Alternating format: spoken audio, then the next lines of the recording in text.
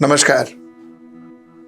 In the last 24 hours, 5 major announcements were made by the Ministry of External Affairs, Government of India. 5 major announcements in retaliation to the Pahalgam attack. Pahalgam attack where we lost 26 of our people.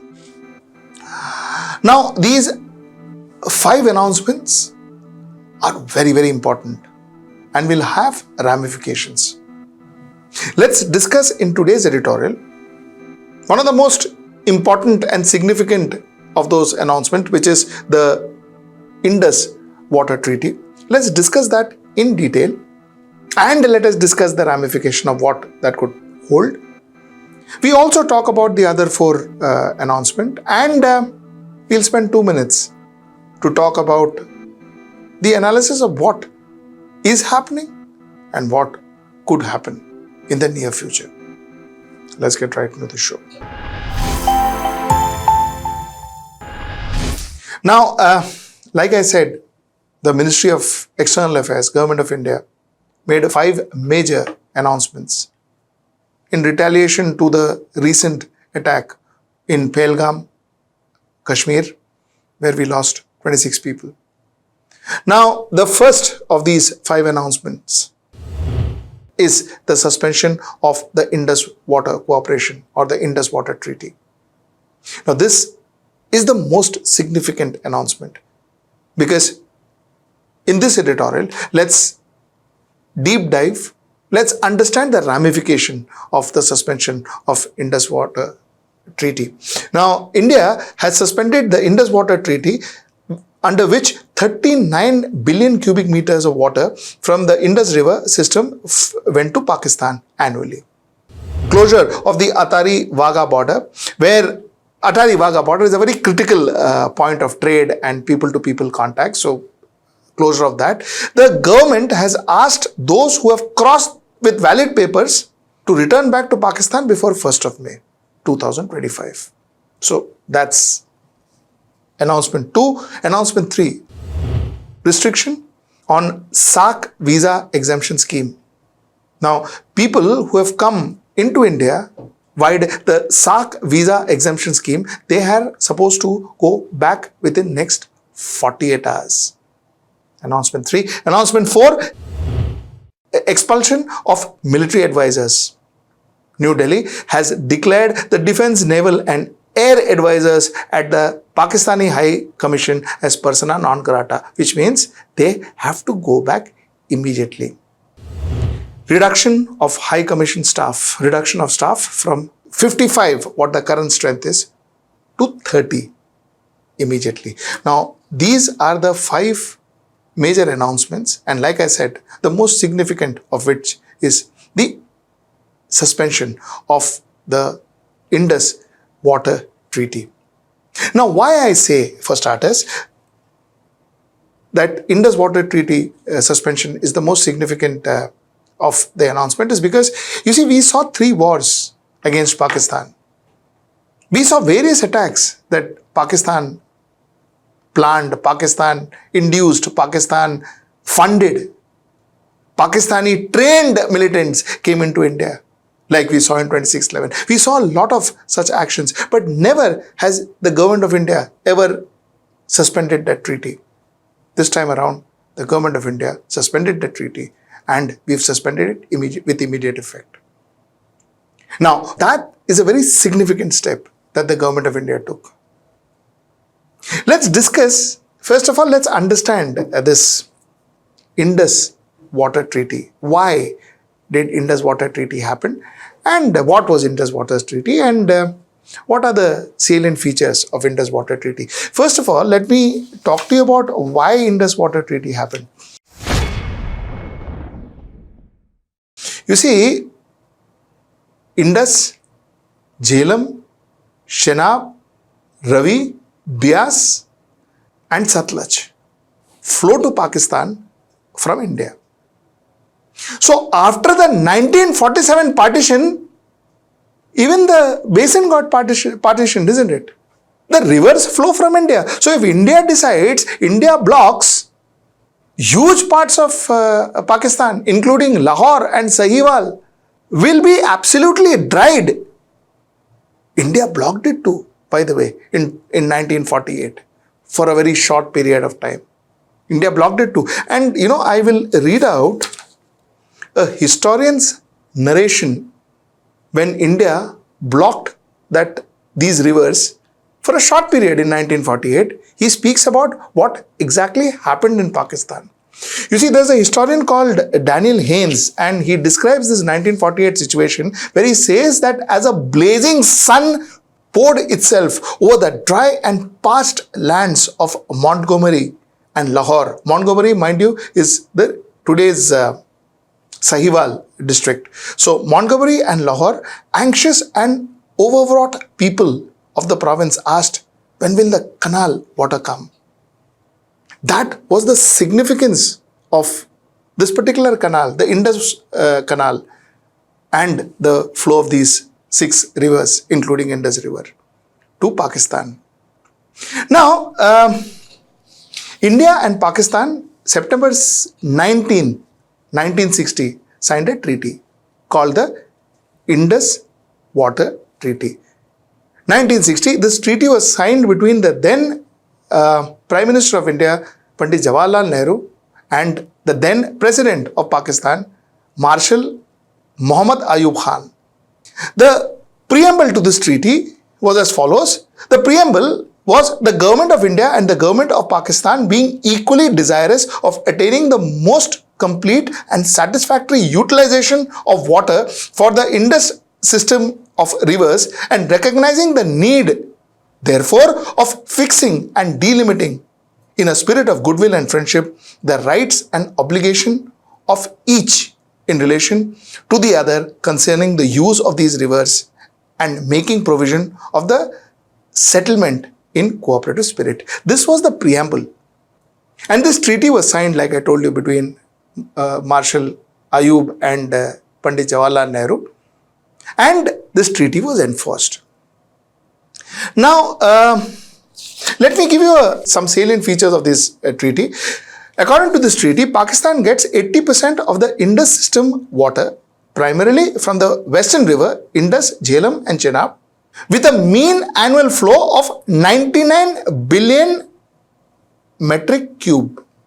India gets 20% from the eastern river, that is Ravi, Beas, Satluj, with a mean annual flow of 41 billion metric cube.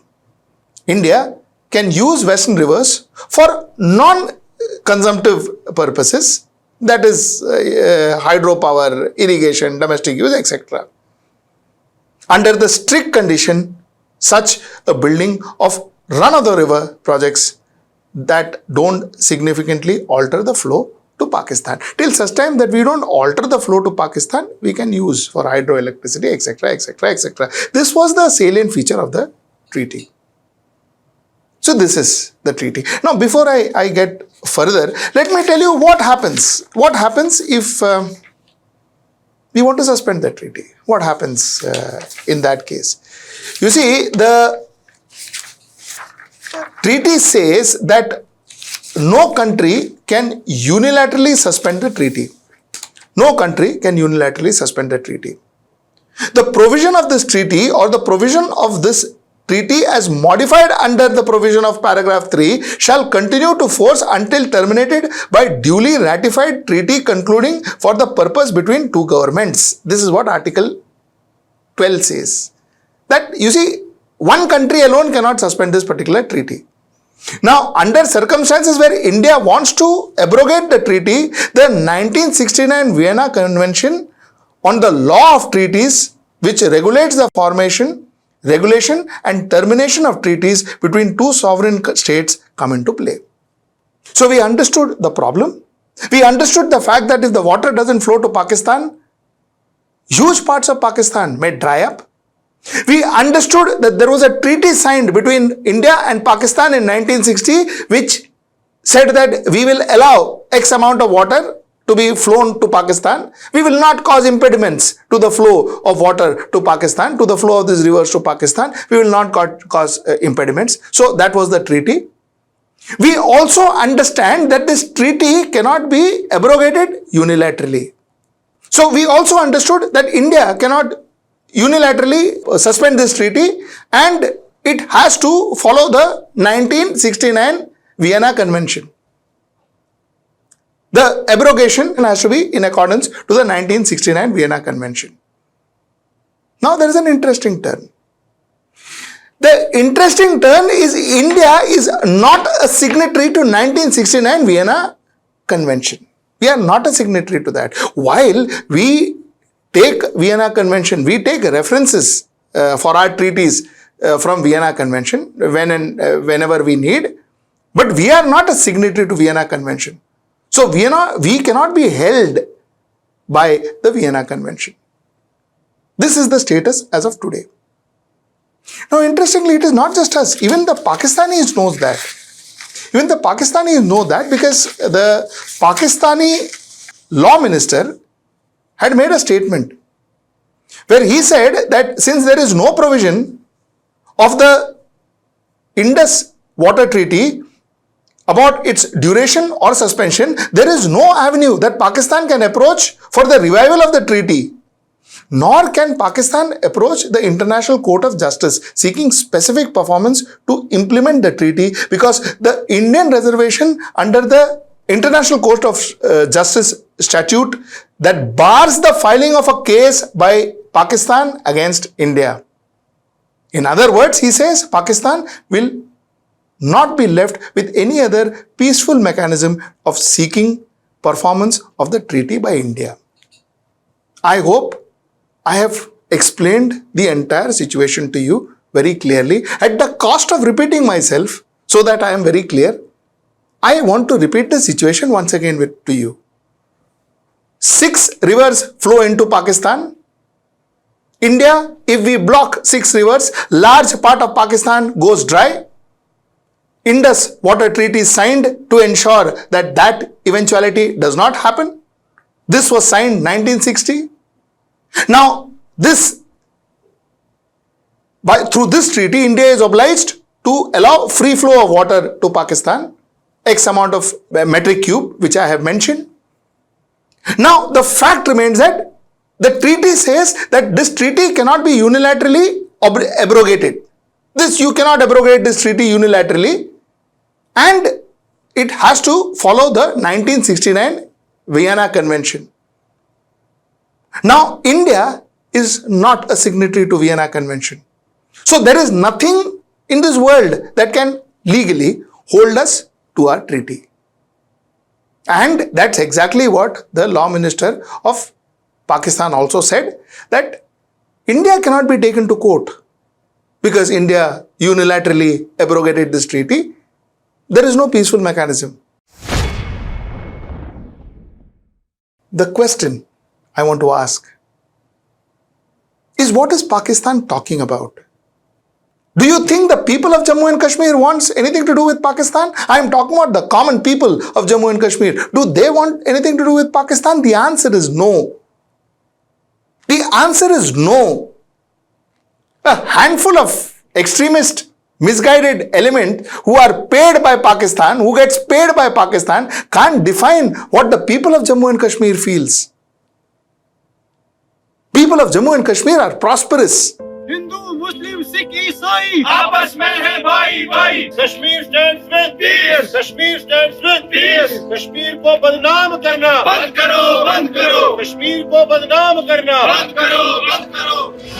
Justice, justice, justice.